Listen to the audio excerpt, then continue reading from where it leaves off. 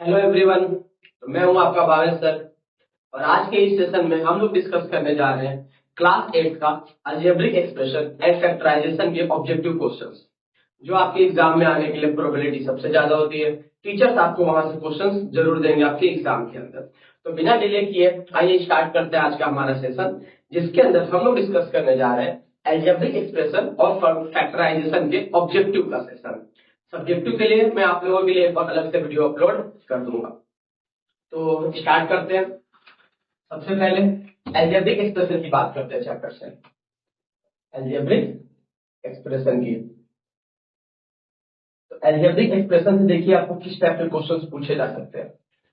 अच्छा, algebraic expression में सबसे पहले आप लोगों को जो क्वेश्चन पूछा जाएगा वो आपको मोनोमियल, बाइनोमियल और ट्राइनोमियल के बेस पे पूछा जा सकता है। देखिए सबसे पहला क्वेश्चन हमारे इधर उठ गया है। इसके बेस पे एक आपको पूछ सकता है कि मोनोमियल है कि बाइनोमियल है या फिर ट्राइनोमियल है। मोनोमियल का मतलब एक ऐसा अलजेब्रिक एक्सप्रेशन जिसके अंदर सिर्फ और सिर्फ एक टर्म होती है। बाइनोमियल मतलब जिसके अंदर दो टर्म होती है। ट्राइनोमियल मतलब जिसके अंदर तीन टर्म होती है। मान लीजिए मैंने आपको एक क्वेश्चन दे दिया 2x प्लस 3y, तो एक ऐसा टर्म हो गया, इसके अंदर हमारे दो टर्म्स है, इसलिए इसको बाइनोमियल कहा जाएगा। जैसे ये टर्म हो गए 3x square plus 4x minus 6, इसके अंदर हमको तीन टर्म्स दिए गए हैं, इसलिए ये हमारा ट्राइनोमियल हो जाएगा। क्लियर? तो आपको सबसे पहले यहां से एक क्वेश्चन जरूर पूछा जाएगा कि वो मोनोमियल है, बाइनोमियल है या फिर ट्राइनोमियल है। तो आई होप सो ये आपको क्लियर होगा। फर्स्ट क्वेश्चन आपको यहां से पूछा जा सकता है। एक क्वेश्चन आप लोग का ऐसे बन जाएगा कि आप लोगों को ना कोफिशिएंट फाइंड आउट करने के लिए बोलेगा कि find out the coefficient of x, x square, variable कुछ भी दे सकता है। जैसे मान लीजिए मैंने आपको क्वेश्चन दे दिया x square minus 3x plus 5, इसमें आपको किसका कोफिशिएंट पूछा जा रहा है? एक्स का। देखिए ये एक्स वाली टर्म है, कौन सी टर्म है? Minus 3x। तो जो कोफिशिएंट क्या होता है? वेरिएबल के आगे के नंबर को कोफिशिएंट कहा जाता है। इट मींस दैट यहाँ पे जो एक्स का कोफिशिएंट होगा वो क्या हो जाएगा? -3। तो आपको यहां से क्वेश्चन पूछ देगा। अगर इसी क्वेश्चन में मुझसे एक्स स्क्वायर का कोफिशिएंट पूछा गया होता, तो एक्स स्क्वायर के आगे कोई भी नंबर नहीं है, इट मींस 1, तो आपको एक्स स्क्वायर का कोफिशिएंट क्या होता? 1 होता। अच्छा, बच्चे कई बार यहाँ पे कंफ्यूज हो जाते हैं कि सर ऐसे क्वेश्चन आ जाते हैं एग्जाम में, x square minus x plus 8। अब यहाँ पे आपको एक्स का कोफिशिएंट पूछ दिया, तो एक्स के आगे तो ना ही कोई नंबर है, तो यहाँ पे 1 है, तो बच्चे क्या किया जाते हैं? 1। लेकिन बेटा यहाँ पे ये भी तो देख, माइनस भी तो है, तो इसका कोफिशिएंट क्या आ जाएगा? -1। तो आई होप आप लोग के दो क्वेश्चंस क्लियर होंगे कि पहला आपको इस पर से भी क्वेश्चन पूछ सकता है, दूसरा आपको किस पर से क्वेश्चन पूछेगा? कोफिशिएंट निकालने वाले पे क्वेश्चन पूछेगा। ठीक है, तो बढ़ते हैं हमारे नेक्स्ट क्वेश्चन की तरफ। अच्छा, उसके बाद आपको एक क्वेश्चन पूछ सकता है अलजेब्रिक एक्सप्रेशन चैप्टर में आप लोगों को ये दो चीज निकालने के लिए बोला गया है, सम और डिफरेंस। तो अगर आपको ये ऑब्जेक्टिव पोर्शन में पूछेगा तो बहुत लंबे वाले क्वेश्चन आपको नहीं पूछेंगे, आपको सिंपल क्वेश्चन पूछेंगे, बट शायद टिपिकल दे दे कि जैसे find some of 2pq and -3pq। आपको इन दोनों का क्या फाइंड आउट करना है? सम। तो सम का मतलब क्या होता है? प्लस। तो बच्चे क्या लिखते हैं? 3 + 2 सर 5pq, बट गलत हो गया ना कि 2pq प्लस इधर कौन सा नंबर है? -3pq। तो 2pq plus and -3pq, then answer minus करेंगे तो क्या बच जाएगा? -1। 2 में से 3 माइनस होगा तो -1, बट 1 लिखिए या फिर मत लिखिए, उसका कोई फर्क पड़ता नहीं है। ठीक है, तो ये आपका एक क्वेश्चन बन जाएगा यहाँ से सम के रिगार्डिंग। अच्छा, डिफरेंस पूछ सकता है, तो डिफरेंस वाले में बच्चे कंफ्यूज हो जाते हैं कि फाइंड, या फिर ऐसे क्वेश्चन पूछता है सब्ट्रैक्ट 6pq फ्रॉम 10pq। इसका मतलब फ्रॉम, देखो अभी बेटा फ्रॉम लगा है, फ्रॉम का मतलब ये जो बाद वाली टर्म है ना, इसको पहले लिखोगे और पहले वाली टर्म को बाद में, तो आंसर आपका क्या आएगा? 4pq। अगर आप ऐसे नहीं करते हो, इसको ऐसे कर दोगे 6pq माइनस 10pq, तो आपका आंसर आ जाएगा -4pq, जो कि आपका रॉन्ग हो जाएगा, क्योंकि आपका क्वेश्चन कुछ अलग तरीके से पूछा है और आप उसको सॉल्यूशन कुछ अलग तरीके से कर रहे हो। तो आप इसको ध्यान रखेंगे। ठीक है, तो आई होप आपको इतना समझ में आया होगा। बढ़ते हैं हमारे नेक्स्ट क्वेश्चन की तरफ।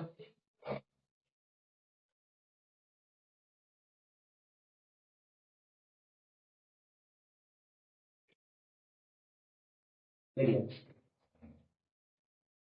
चलो, इसके बाद आपको चैप्टर में और क्या क्या दिया है। अलजेब्रिक एक्सप्रेशन चैप्टर में आपको मल्टीप्लिकेशन दी गई है, multiplication of monomial with binomial, monomial with trinomial, binomial का मल्टीप्लाई बाइनोमियल से। तो आपको एग्जाम में उसमें से भी एक क्वेश्चन आपको देखने को जरूर मिलेगा। जैसे मान लीजिए मैंने आपको एक क्वेश्चन दे दिया कि फाइंड प्रोडक्ट, आपको मल्टीप्लाई ना बोल के क्या लिखा गया होगा, फाइंड प्रोडक्ट। और किसका प्रोडक्ट निकालने के लिए मैं कोई भी दो बाइनोमियल ले लेता हूँ, 5 - 2x और एक ले लेते हैं 3 + x। इन दोनों का क्या निकालना है, प्रोडक्ट निकालना है। तो पहले ये 5 जो है, इस 5 का मल्टीप्लाई ये अंदर वाले दोनों टर्म के साथ करेंगे। फिर ये जो x जो है -2x, इसका मल्टीप्लाई ये दोनों टर्म के साथ होगा। तो 5 3 जा 15, 5 और x का करेंगे तो 5x, इसका करेंगे तो -6x, इसका करेंगे तो -2x²। ये आपको लाइक टर्म देखिए बेटा यहाँ पे, तो 15 प्लस माइनस माइनस तो -x, और यहाँ पे क्या बन जाएगा -2x²। तो आई होप ये वाला भी आपको समझ में आया होगा। आपको एग्जाम में इसमें से भी एक क्वेश्चन बेटा जरूर देखने को मिलेगा।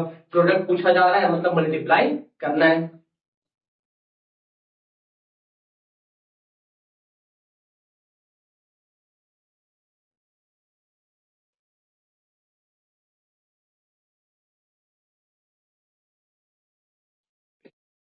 तो बढ़ते हैं हमारे नेक्स्ट क्वेश्चन की तरफ, जिसके अंदर प्रोडक्ट वाले एक आध क्वेश्चन और लेते हैं। आपको ज्यादातर क्वेश्चन तो एग्जाम में पूछे जाते हैं, टेक्स्ट बुक के अंदर के पूछे जाते हैं। बाहर से एक्स्ट्रा क्वेश्चन आप लोगों के पेपर में थोड़े कम देखने को मिलते हैं, सीबीएसई वालों के देखने को मिलते हैं। तो एक क्वेश्चन ये भी ऐसे पूछ सकते हैं ऑब्जेक्टिव में कि find product of A B and a - b। इन दोनों का क्या निकालना है, प्रोडक्ट। चलो तो देखो यहाँ पे बेटा ये है ए बी, इसका प्रोडक्ट निकालना है a - b के साथ। पहले इसका मल्टीप्लाई करेंगे, ए बी का मल्टीप्लाई a के साथ, फिर ए बी का मल्टीप्लाई b के साथ। तो यहाँ पे आपका आ जाएगा a²b, यहाँ पे आ जाएगा ab²। तो ये आपका हो जाएगा फाइनल आंसर a²b - ab²। ठीक है, चलिए एक और क्वेश्चन देखते हैं। अच्छा, आप लोग को ये तो मालूम होगा कि ऐसे क्वेश्चन आपको पूछ सकते हैं कि find the volume of cuboid. Volume of cuboid का फॉर्मूला सभी को मालूम है, length multiply breath multiply height. आपको क्वेश्चन में कुछ भी दे देंगे कि जैसे मैंने लेंथ दे दिया मान लीजिए आपको 2x, मैंने ब्रेथ दे दीजिए मान लीजिए 3y, और मैंने हाइट दे दिया 4j, और आपसे इसका क्या निकालने के लिए बोला जा रहा है, वॉल्यूम। तो वॉल्यूम का फॉर्मूला आपको मालूम है, वॉल्यूम ऑफ क्यूबॉइड का formula length multiply breath multiply height. तो तीनों का हम लोग मल्टीप्लाई कर लेंगे, 2x 3y और 4j। 2 3 जा 6 एंड 6 4 जा 24, x y z। तो ये आपका क्या आ गया, वॉल्यूम। जरूरी नहीं है बेटा कि आपको सिर्फ क्यूबॉइड में ही पूछेगा, आपको ये क्यूब में भी पूछ सकता है।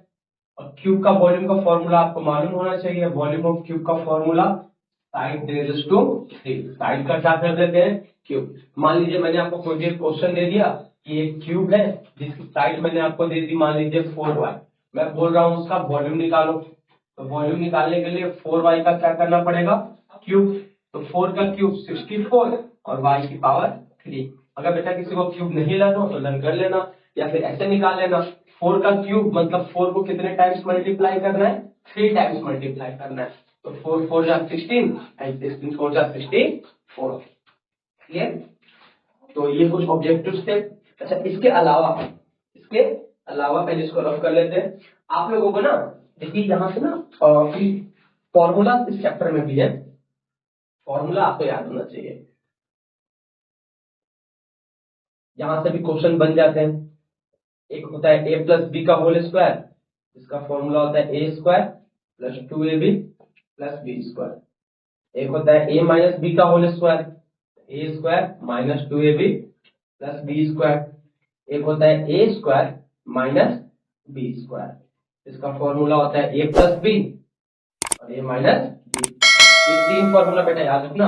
ये तीन फॉर्मूले आपको या तो डायरेक्ट फॉर्मूला देके पूछ देते हैं, वरना कोई भी सर लोग क्या करते हैं ना, ये एक फॉर्मूला आपको ऐसे पूछ सकते हैं एग्जाम में कि जैसे a प्लस बी का होल स्क्वायर दे दिया, यहाँ पे आपको दे देंगे ए स्क्वायर, फिर प्लस लगा के ऐसे छोड़ दिया, फिर प्लस लगा के ऐसे छोड़ दिया, आपको फिलअप करने के लिए पूछा जाएगा। तो अगर आपको फॉर्मूला याद होगा तो आप इसको इजीली अटेम्प्ट कर सकते हो। क्लियर? तो बेटा ये जितने भी क्वेश्चन हम लोग डिस्कस कर किए अभी अलजेब्रिक एक्सप्रेशन के, सारे के सारे आपको ऑब्जेक्टिव पोर्शन में ही देखने को मिलेंगे। उतना लेंथी क्वेश्चन नहीं है, या फिर अगर ऑब्जेक्टिव में नहीं देखने को मिले तो आपको 1 मार्क्स के सॉल्यूशन में मिलेंगे। 2 मार्क्स में तो बेटा बिल्कुल भी नहीं आने वाले, क्योंकि उतना लेंथी क्वेश्चन ये सब नहीं है। फॉर्मूला आप लोग लर्न करके जाइएगा, फॉर्मूले में से आपको क्वेश्चन जरूर देखने को मिलेगा। a प्लस बी का whole square, a minus B का होल स्क्वायर और a square minus B square, इसको अलजेब्रिक आइडेंटिटीज बोलते हैं। 3 ही फॉर्मूले हैं, ठीक है। तो रफ करते हैं इसको और बढ़ते हैं हमारे नेक्स्ट क्वेश्चन की तरफ।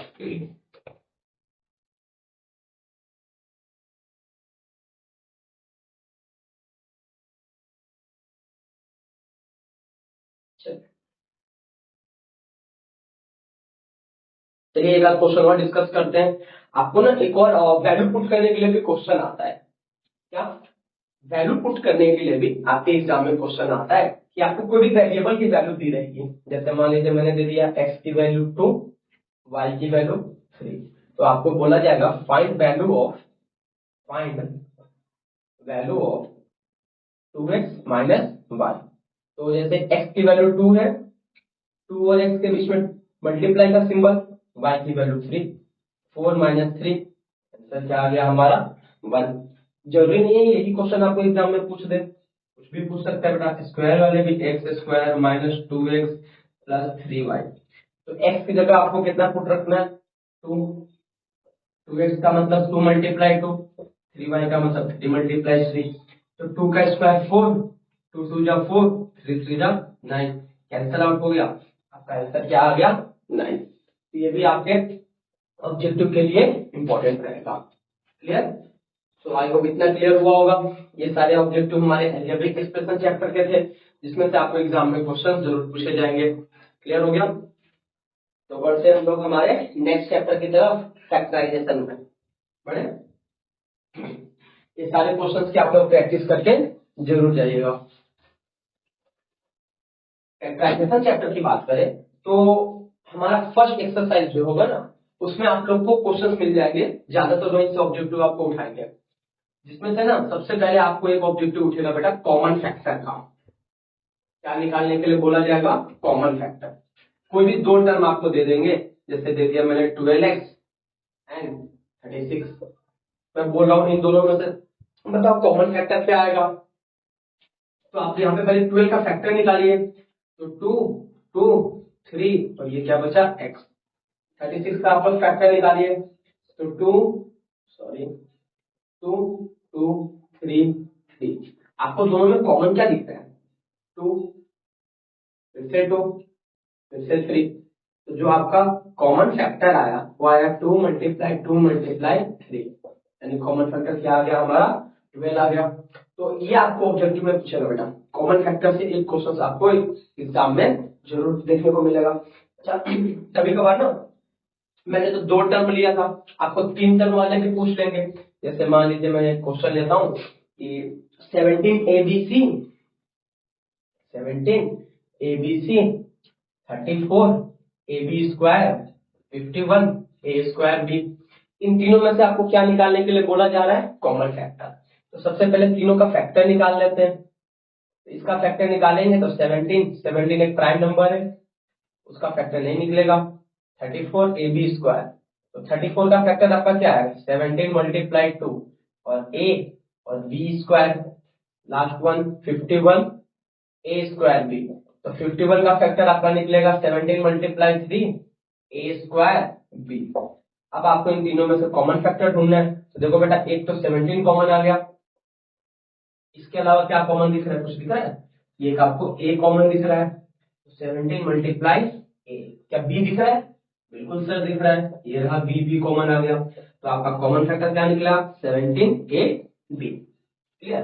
तो आपको जरूरी नहीं है कि आप सॉल्व करके ही करोगे, यहाँ से देख के भी हम लोग डायरेक्ट आइडेंटिफाई कर सकते हैं कि सर यहाँ पे 17 का टेबल है, 17 1 जा 17, 17 2 जा 34 और 17 3 जा 51। तो कौन सा नंबर कॉमन दिख रहा है? 17। सर एक नंबर तो कॉमन आ गया 17। अब उसके बाद देखो इधर a की पावर 1, a की पावर 1, a की पावर 2, तो कौन सा सबसे छोटी पावर है 1, तो जो सबसे छोटी पावर होती है वो कॉमन आ जाती है। सेम b में भी सबसे छोटी पावर 1, तो b। तो आप लोग ऐसे सॉल्व ना करके, अगर आपको 1 मार्क्स का सॉल्यूशन में पूछा जा रहा है तो आप लोग सॉल्व करके आएंगे, बट अगर एमसीक्यूज में पूछा जाए या फिर फिलर्स में पूछा जाए, आपको अगर डायरेक्ट आ रहा हो तो आप लोग डायरेक्ट ही करके आएंगे, क्योंकि वहां पर सॉल्यूशन की रिक्वायरमेंट नहीं होती है। तो कॉमन फैक्टर से बेटा आपको एक क्वेश्चन देखने को जरूर मिलेगा। अच्छा, ये तो हमने कॉमन फैक्टर कर लिया। अच्छा, एक चीज और, कॉमन फैक्टर ही निकालना होता है बट उसका नाम दूसरा दे देते हैं। कॉमन फैक्टर ना लिख के ना वहां पे बोलते हैं फैक्टराइज निकालो, और उसमें क्या करना होता है ना कि कॉमन फैक्टर निकालने के बाद जो बच जाता है उसको भी साथ में लिख देते हैं। देखिए फैक्टराइज से कुछ क्वेश्चन देते हैं, देखो बेटा, जैसे मान लो मैंने क्वेश्चन दे दिया कि 4x प्लस 8y फैक्टराइज करो, तो देखो 4x का फैक्टर आपका आएगा 2 मल्टीप्लाई 2 मल्टीप्लाई x, और 8y का फैक्टर आएगा 2 मल्टीप्लाई 2 मल्टीप्लाई 2 मल्टीप्लाई y। आपको कॉमन क्या देखने को मिल रहा है, जो कॉमन देखने को मिल रहा है बाहर लिख दो, जो बच जा रहा है उसको अंदर लिख दो। तो 4 कॉमन आ गया, बच क्या गया x प्लस 2y। तो आपको इसी तरह से कुछ फैक्टराइज आपको एग्जाम में देखने को मिल सकते हैं। ये तो मैंने 2 टर्म वाले दे दिए, आपको कभी कभार 4 टर्म वाले फैक्टराइज भी आ जाते हैं। देखिए जैसे क्वेश्चन लिखते हैं कि बुक का ही क्वेश्चन है आप लोगों का, x square plus x y plus 8x plus 8y। ठीक है, चलिए देखिए सॉल्व करते हैं। तो जब भी आपको 4 टर्म दिखे बेटा, कितने टर्म दिख जाए 4 टर्म, तो 4 टर्म में ध्यान रखना आपको पेयर बना लेना है। पहले फर्स्ट टर्म सेकंड टर्म का पेयर बना लिया, थर्ड टर्म और फोर्थ टर्म का पेयर बना लिया। अब पेयर बना के आप लोग कॉमन लो, तो यहाँ पे एक्स स्क्वायर का मतलब होता है 2 टाइम्स एक्स, और ये है एक्स वाई। 8x का मतलब 8 मल्टीप्लाई एक्स, 8y का मतलब 8 मल्टीप्लाई वाई। तो हमको इन दोनों में से कॉमन लेना है और इसको इन दोनों में से कॉमन लेना है। तो पहला नंबर आपको क्या कॉमन दिख रहा है x, बस क्या गया x, इधर क्या बच गया y। इसमें से आपको क्या कॉमन दिख रहा है, इधर 8 इधर भी 8 कॉमन, बच क्या गया x plus y. x plus y, x plus y same, यहाँ पे क्या बच गया x प्लस 8। तो अगर बेटा 4 टर्म वाले आपके एग्जाम में क्वेश्चन आते हैं तो आपको सबसे पहले पेयर बना लेना है, और पेयर बना के पहले दोनों का पेयर बनाओ, लास्ट के दोनों का पेयर बनाओ। अच्छा, यहाँ पे देखो बेटा एक और गलती हो सकती है कि आपने पहले दोनों का पेयर बनाया, लास्ट के दोनों का पेयर बनाया, बट ये स्टेप पे आप आओगे ना तो आपको यहाँ पे ये दोनों सिमिलर नहीं मिलेंगे। तो उसके लिए आपको पहले यहाँ से सोचना पड़ेगा कि अगर मैं पेयर बनाता हूँ तो आगे का सेम आ रहा है कि नहीं आ रहा है। अगर सेम नहीं आ रहा है तो आपको क्या करना पड़ेगा ना कि ये जो सेकेंड और जो थर्ड टर्म रहती है ना उसको इंटरचेंज कर देना आपस में। सेकेंड टर्म की जगह थर्ड टर्म, थर्ड टर्म की जगह पे सेकेंड टर्म, फिर आप लोग पेयर बनाना, आप लोग का आंसर आ जाएगा। बट अगर ऑब्जेक्टिव में क्वेश्चन है तो आपको इतना टिपिकल क्वेश्चन नहीं मिलेगा, सिंपल क्वेश्चन मिलेगा। सब्जेक्टिव का जब मैं वीडियो बनाऊंगा तो आपको उस सेशन में उसको क्वेश्चन आपको जरूर प्रोवाइड किया जाएगा। अभी के लिए आप इसको लर्न करें, इसको ध्यान रखें, सॉल्व करें कि अगर आपको ऐसे क्वेश्चन आते हैं फैक्टराइज के किस तरह से अटेम्प्ट करने हैं। लेकिन फैक्टराइज सिर्फ यहाँ पे नहीं खत्म होता है, फैक्टराइज सिर्फ यहाँ पे खत्म नहीं होता है, इसमें से आपको आइडेंटिटी बेस्ड क्वेश्चन भी पूछे जाते हैं। अब सर आइडेंटिटी बेस्ड क्या होता है, सबसे ज्यादा पूछा जाने वाला क्वेश्चन जो है ये वाली आइडेंटिटी बेटा, ए स्क्वायर माइनस बी स्क्वायर। क्या होता है सर, ए प्लस बी ए माइनस बी। या तो आपको फॉर्मूला ही पूछ देगा या फिर इससे रिलेटेड कोई क्वेश्चन पूछ देगा। जैसे एक्स स्क्वायर, आपको क्वेश्चन ऐसे आएंगे फैक्टराइज, सिंपल ऐसे ही लिखा हुआ आएगा एक्स स्क्वायर माइनस 4। अब बच्चे यहाँ पे कंफ्यूज हो जाते हैं, सर अभी आपने फैक्टराइज बताया जिसमें से हमने कॉमन निकाल के फैक्टराइज किया, अब इसमें से भी तो वैसे कर सकते हैं, बट बेटा आप लोग यहाँ पे देखो कुछ कॉमन निकल रहा है, कुछ कॉमन भी तो नहीं निकल रहा है ना। और यहाँ पे साथ में आपको दिख रहा है कि ये एक्स स्क्वायर दिया गया है और 4 को मैं चाहूँ तो क्या लिख सकता हूँ 2 का स्क्वायर। तो यहाँ पे आइडेंटिटी लग जाएगी a square minus B square, formula a plus b और ए माइनस बी। तो सर ए की जगह पे क्या रखे, बी की जगह पे क्या रखे, ये देखो बेटा यहाँ पे एक्स की जगह पे एक्स को क्या मान लो ए और 2 को क्या मान लो बी। तो एक्स प्लस 2 और एक्स माइनस 2, तो आपका ये आंसर आ गया। इतनी इजी तो एग्जाम में नहीं पूछेंगे, कभी कभार आपको ऐसे क्वेश्चन भी पूछ सकते हैं factorise 4p square minus 9 cube square. अब यहाँ पे देखो आपको दिख रहा है कि 4 जो है किसका स्क्वायर रूट होता है 2, इसको मैं लिख सकता हूँ 2p का होल स्क्वायर। 9 किसका स्क्वायर रूट होता है 3, तो 3q का होल स्क्वायर। तो आंसर क्या बनेगा 2p plus 3q, 2p minus 3q। अब बच्चे यहाँ पे कंफ्यूज हो जाएंगे सर 4 की जगह 2 कैसे लिखा, 9 की जगह 3 कैसे लिखा। अब बेटा इतनी गलती मत करो, आप लोग 8th क्लास में हो तो कम से कम आप लोग को 25 तक का तो स्क्वायर लर्न होना चाहिए। 2 का स्क्वायर कितना होता है 4, तो 4 का स्क्वायर रूट कितना हो जाएगा 2, क्लियर। उसी तरह 3 का स्क्वायर जो होता है क्या होता है 9, और 9 का स्क्वायर रूट कितना होता है 3 होता है। इसलिए मैंने 9 की जगह क्या लिख दिया 3, और होल के ऊपर क्या लगा दिया मैंने ब्रैकेट लगा दिया, क्लियर। तो आपको फैक्टराइज का अगर क्वेश्चन पूछेंगे तो या तो आपको 4 टर्म वाले पूछेंगे बेटा, या फिर आपको ए स्क्वायर माइनस बी स्क्वायर ये वाली आइडेंटिटी पे एक क्वेश्चन जरूर आपको एग्जाम में देखने को मिलेगा।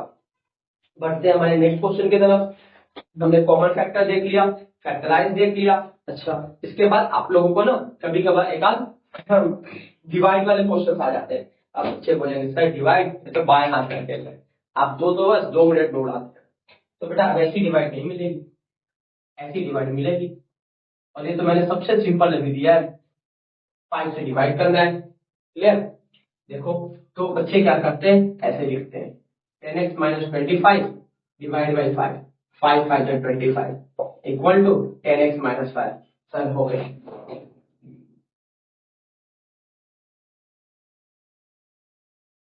क्या बोलते हैं सर हो गया। नहीं बेटा ये हो नहीं गया, ये तुम्हारा हो गया लेकिन सामने वाले का नहीं हुआ, नंबर नहीं मिलेंगे ऐसे। देखो क्वेश्चन क्या है 10x माइनस 25, इससे डिवाइड करना है 5 से। तो 10x आप लोग देखो फैक्टर निकालो, 10x को क्या लिख सकते हो 2 मल्टीप्लाई 5, 25 को क्या लिख सकते हैं 5 मल्टीप्लाई 5।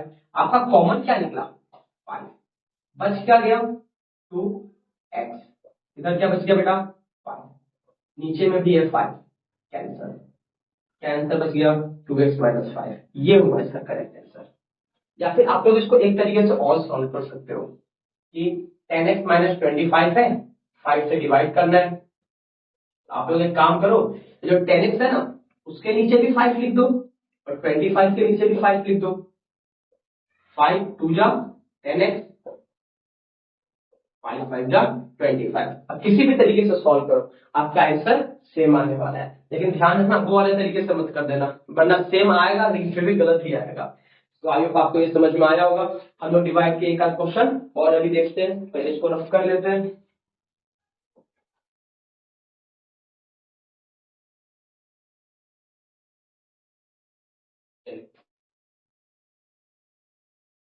तो डिवाइड मोनोमियल का भी पूछ सकता है एग्जाम में। पहले मैं कुछ क्वेश्चंस लिख लेता हूँ फिर सारे क्वेश्चंस साथ में देख लेंगे।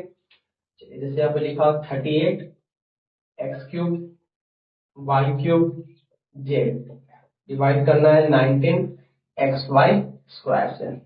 क्वेश्चन नंबर लिख लेते हैं कि -24 ए स्क्वायर बी डिवाइड करना है 12 ए बी स्क्वायर से।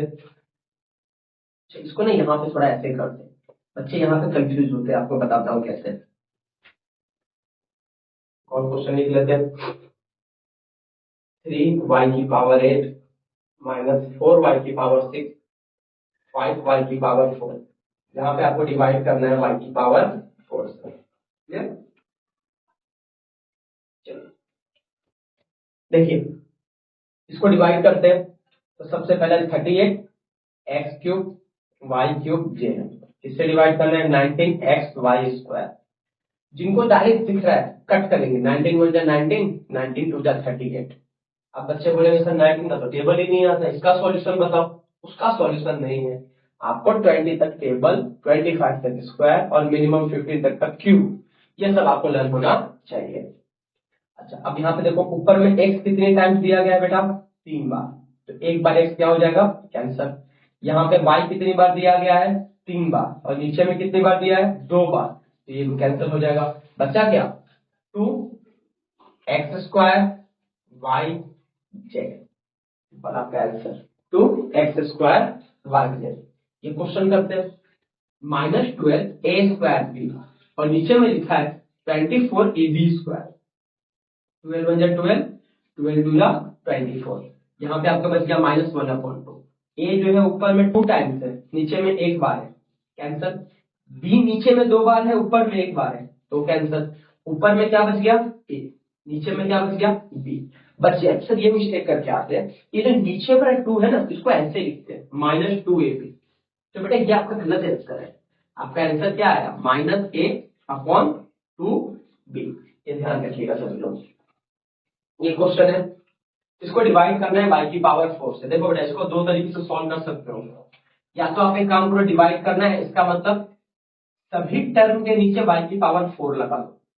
जितने भी टर्म है सभी टर्म के नीचे क्या लगा देते हैं? y की पावर 4। सही है, कैंसिल हो गया। यहाँ पे आप लोग पावर अगर माइनस कर लोगे तो y की पावर 4, यहाँ पे पावर माइनस करो y की पावर 2 और यहाँ पे 5 बच गया। या फिर आप क्या कर सकते हो, इन सभी टर्म में से y की पावर 4 को कॉमन ले लो, तो जो बचेगा आप लोग यहाँ पे लिख दो। कॉमन लेने का मतलब देखो पावर में 8 था, सबसे स्मॉलेस्ट पावर क्या है? 4। तो जैसा कि आप लोग को पहले बताया था, जो स्मॉलेस्ट पावर होती है वही कॉमन आता है। यहाँ पे y 8 टाइम्स था, तो मैंने 4 टाइम्स कॉमन ले लिया, तो कितनी बार बच गया? 4 बार। यहाँ पे 6 टाइम्स है, मैंने 4 बार कॉमन ले लिया, 2 बार बच गया। यहाँ पे 4 बार है, 4 बार पूरा का पूरा कॉमन आ गया, तो बेटा यहाँ पे तो बचेगा ही नहीं ना। नीचे में क्या दिया है? y की पावर 4, कैंसल। आंसर क्या है? 3y की power 4, 4y square plus 5। Clear? तो आप दोनों तरीके से किसी भी मेथड से करो, आपका आंसर करेक्ट आने वाला है। ठीक है, तो आई होप इतना समझ में आया होगा ऑब्जेक्टिव में।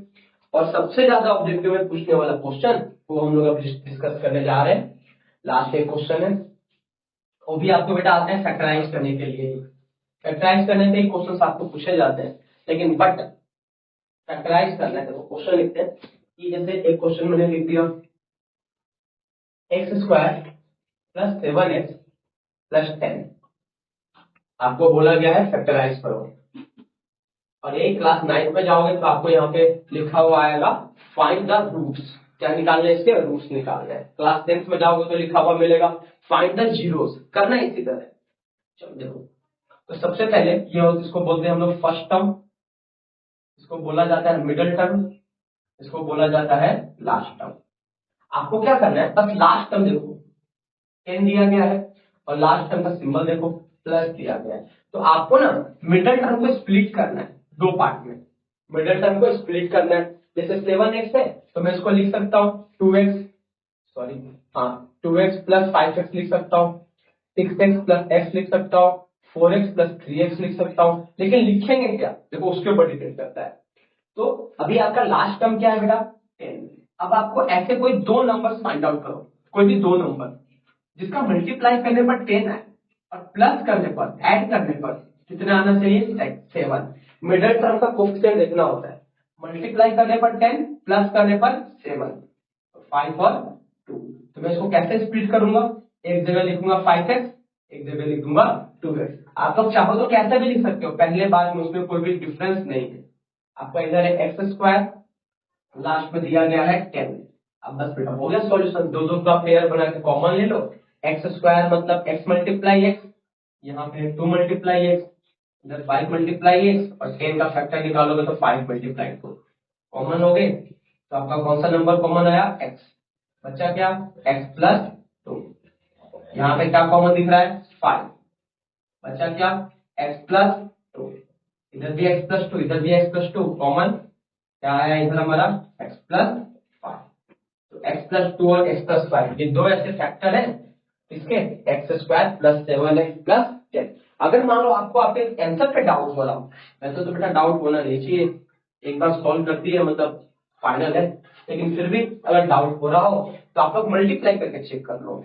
x का मल्टीप्लाई पहले x के साथ करो, एक्स स्क्वायर, फिर 5 के साथ 5x, 2 का मल्टीप्लाई x के साथ 2x, 2 का मल्टीप्लाई 5 के साथ 10। लास्ट टर्म में प्लस करोगे तो 7x प्लस 10। तो आगे आंसर सेम। तो आप लोग ऐसे चेक भी हमारा कर सकते हो कि हमारा आंसर सेम आ रहा है कि नहीं आ रहा है। सो आई होप इतना आपको क्लियर हुआ होगा, फैक्टराइजेशन और अलजेब्रिक एक्सप्रेशन। अगर आपके एग्जाम में ये चैप्टर्स आते हैं तो ऑब्जेक्टिव पे जितना भी आज हमने डिस्कस किया आपके ऑब्जेक्टिव इसी में से बन के आएंगे। इसके बाद से आपको ऑब्जेक्टिव बहुत ही कम देखने को मिलेगा। इसमें से आप लोग सॉल्व करिए, प्रैक्टिस करिए, फाइनल एग्जाम की तैयारी करिए। बाकी का नेक्स्ट वीडियो में हम लोग इसी का सब्जेक्टिव पोर्शन लेके आपसे मिलते हैं, ठीक है? तब तक आप लोग प्रैक्टिस करिए। Good bye.